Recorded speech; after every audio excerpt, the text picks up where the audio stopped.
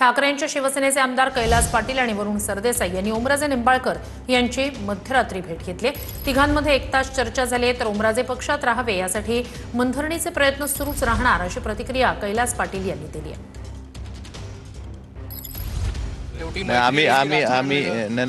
आम्ही प्रयत्न करतोय, आमचे प्रयत्न चालू राहणार आहेत एवढंच। पण काय चर्चा, आज मोठा झटका खरं तर त्यांना कोर्टाने दिलाय असं देखील म्हणलं जाते आणि एका वेगळ्या इमोशनल टेन्शन मध्ये सुद्धा आहेत आणि काय ते तो पण विषय आहे, कारण त्यांनी 20 वर्ष ज्या गोष्टीसाठी संघर्ष केला त्यांना न्याय मिळालेला नाही, तो पण विषय। आणि सन्मान्य पक्षप्रमुखांचा जो काही निरोप होता तो आम्ही घेऊन त्यांच्याकडे आलो होतो। पण तुम्हाला विश्वास आहे मनधरणीचा?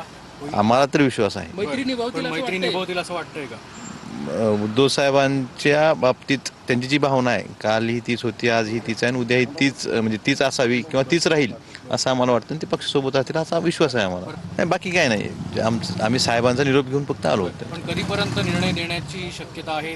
नाही, सांगतो म्हणलेत ते, आता उद्या एखाद दिवस द्या म्हणलेत ते, काय होतं। उद्धव साहेबांची काही त्यांची बोलणी होणार आहे असं काही आहे?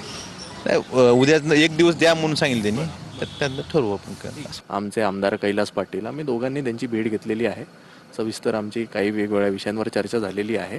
सगळ्या गोष्टी काय माध्यमांसमोर बोलण्याची गरज। आजही ते शिवसेना उद्धव बाळासाहेब ठाकरे पक्षाच्या मशाल चिन्हावर निवडून आलेले धाराशिवचे खासदार आहेत। त्यांनी राजकारणामध्ये ज्या विषयाकरता उडी घेतली, त्यांनी पहिली निवडणूक लढले तेव्हा ते आमदार झाले, शिवसेनेकडनं झाले, 3 वेळा खासदार झाले।